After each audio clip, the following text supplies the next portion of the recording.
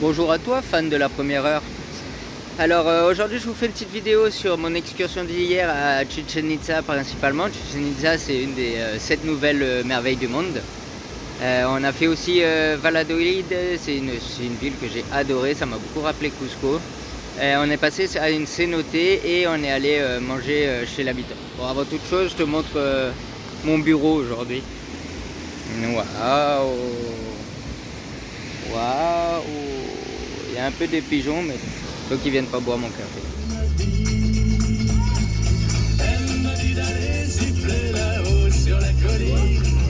Aujourd'hui, on fait une excursion donc entre Français. On a pris un guide parce que ça vaut vraiment le coup, hein. Comme je viens de vous le dire, c'est une des 7 merveilles du monde. Donc vraiment très important de prendre un guide pour connaître un peu l'histoire, tout ça. Et on s'est retrouvé avec 2 Français qui sont aussi au Québec depuis plus de 10 ans. Les drones sont interdits malheureusement. Et tout le monde, t'as des guides dans tous les sens qui essayent de te vendre un service. Allez viens, je vais te faire visiter, etc. Donc nous on l'a pris en amont, hein. Mais vous avez possibilité d'acheter votre ticket, ça vous revient moins cher si vous louez une voiture, de venir, de prendre un guide sur place, etc. Ou vous pouvez visiter sans guide, hein, vous informer. J'étais tombé sur un blog d'une personne qui vous explique tout sur internet. Là c'est vraiment suivant votre budget les gars. Là on a de la liqueur Maya et c'est principalement constitué de miel et d'anis. Donc la bouteille est magnifique, mais ce qu'il y a à l'intérieur beaucoup moins. Donc le site est vraiment impressionnant. C'est vraiment super, on a le beau temps. Mais j'ai vu des vidéos où ils font des mappings sur la pyramide et c'est quelque chose d'exceptionnel que j'aurais aimé voir au moins une fois dans ma life. Petit brin d'histoire avant de commencer la visite. Chichén Itzá, donc Chi ça signifie bouche, Chen eau et Itzá sorcier de l'eau. Donc comme toute grande ville, elle a été construite à côté d'une source d'eau douce. Hein, parce que l'eau douce c'est la base de tout, c'est la vie, hein, tout le monde le sait ça. Comme la plupart des grandes villes en Europe sont à côté des fleuves. En tout cas, on va visiter ça immédiatement. Là, on est vraiment sur le haut, on aperçoit un visage maya.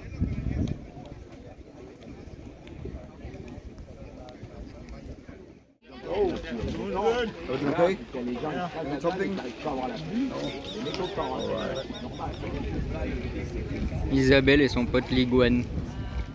Là on a l'arbre sacré Maya. Donc c'est un des arbres qui va monter le plus haut. Et comme les Mayas avaient des dieux en haut et des dieux en bas, donc cet arbre monte le plus haut, mais ses racines vont aussi très profondément. Donc c'était l'arbre qui avait accès à tous les dieux en fait. Et particularité, là il a beaucoup de pics parce qu'il est jeune et c'est pour éviter aux iguanes d'aller défoncer les feuilles. Mais quand il est vieilli, il perd ses pics en fait parce qu'il est assez fort pour survivre. Voilà. Ok, donc là-bas là, je vais me rapprocher tout à l'heure, mais c'est la tête d'un serpent. C'est la tête d'un serpent et tout le long en fait il y a des petits carreaux, on n'aperçoit pas. Et pour vous dire à quel point les Mayas étaient vraiment dans le futur, donc ça c'est Kukulcán qui est un dieu. En fait en équinoxe il y a le soleil qui brille de là-haut et qui descend jusqu'à la tête du serpent. Et c'est pour dire qu'en fait le dieu descendait pour le maïs en fait. Donc c'était à ce moment-là qu'il fallait qu'il plante le maïs. Bon, quelques mois après, c'était l'inverse. Où le soleil était positionné, la tête était éclairée en premier et ça allait jusqu'en haut. Donc ce qui voulait dire que le dieu remontait et c'était à cette période-là qu'il fallait récolter le maïs. Voilà, donc eux ils étaient vraiment dans le futur et nous la génération maintenant on se torche le cul et on se met les doigts dans le nez après.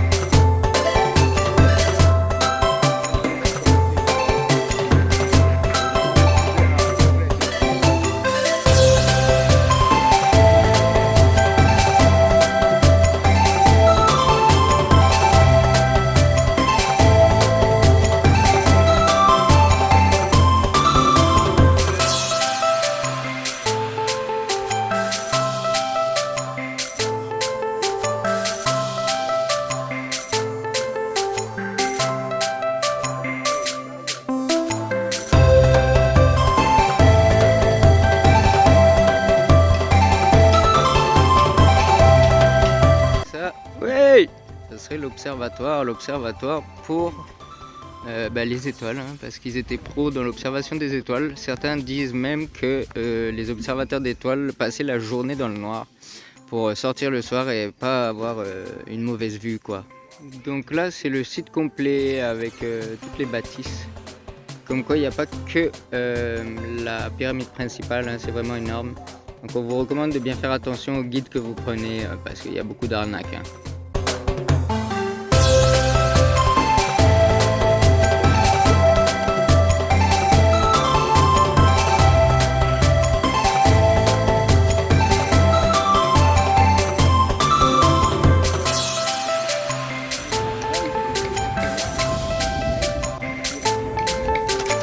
On voit pas trop, mais il y a le jaguar et l'aigle qui est en train de bouffer un cœur humain.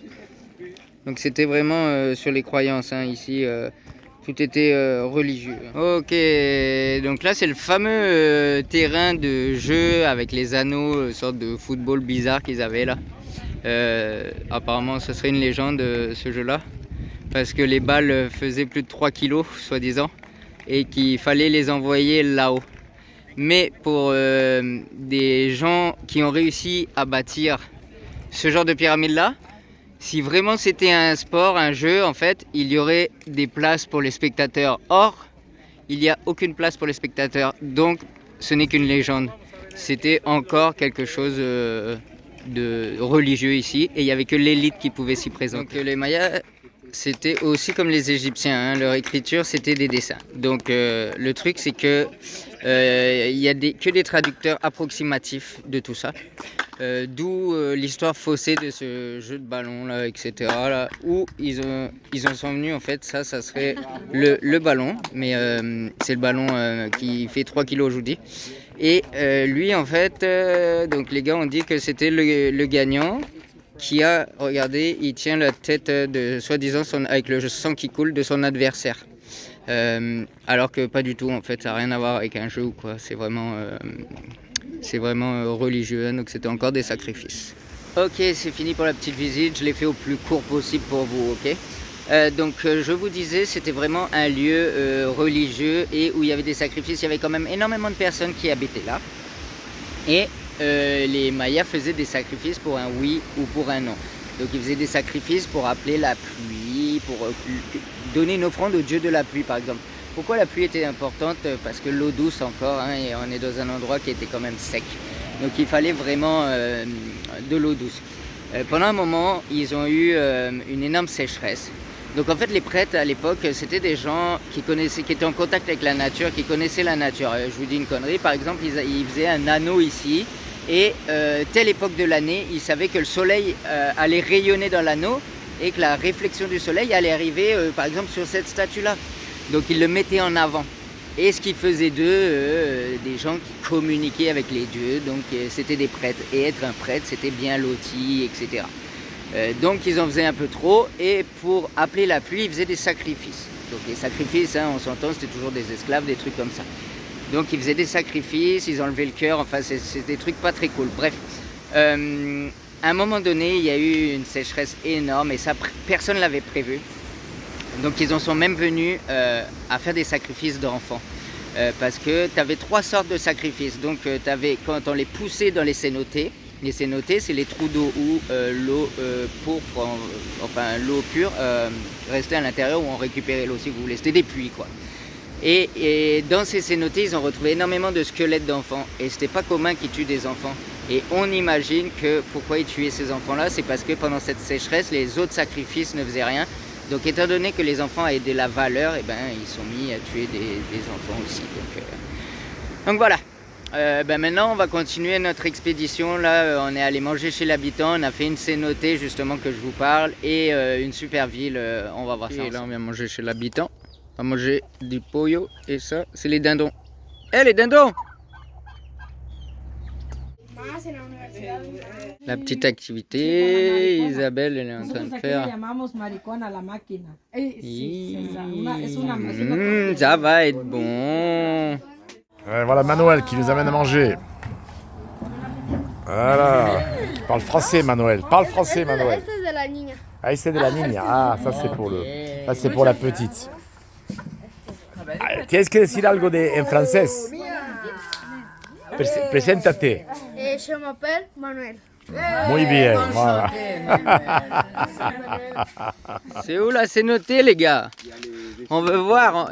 Wow, wow, wow. Chacala Santa la gente le mente de où. Les gars, ce tour-là, là, ils sont vraiment pas foutus de notre gueule. C'est magnifique. On a mangé chez l'habitant aussi, là. C'était super bon. Regardez-moi ce trou d'eau énorme, là. Tous les poissons chats dans la cenote.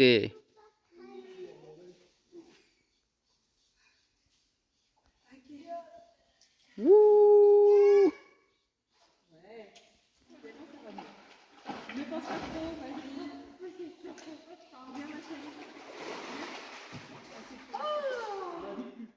Poisson, poisson.